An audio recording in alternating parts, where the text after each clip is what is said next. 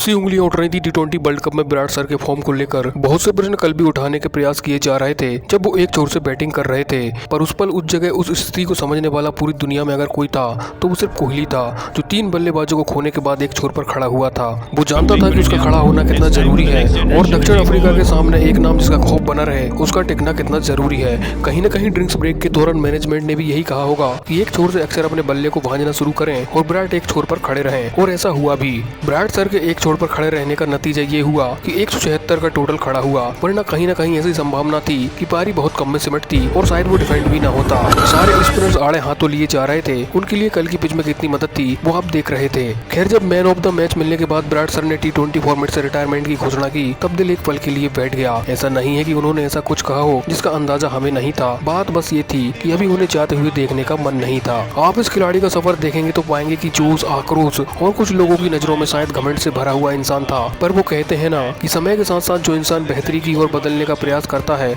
उन लोगों के दिलों में आजीवन के लिए घर बना लेता है। विराट सर ने एक खूबसूरत परिवार बनाया, एक अच्छे पति होते हुए एक अच्छे पिता बने और हर जगह संतुलन बनाकर रखते हुए अपने फिटनेस पर मेहनत की, और कहीं न कहीं उनका झुकाव ऊपर वाले की तरफ भी हुआ, जिनके लिए कभी शायद उन्होंने यह भी कहा था कि मैं पूजा पाठ टाइप लगता हूँ। उनके द्वारा कही गई ये बात से लेकर कल रात एक इंटरव्यू में उन्होंने ये भी कहा कि मैं ऊपर वाले का धन्यवाद देता हूँ कि इन सब के बीच में एक विराट का नया जन्म हुआ है। कुल मिलाकर अब बात यह है कि विराट का बल्ला अब भारत के लिए टी20 में चलता हुआ नहीं दिखेगा।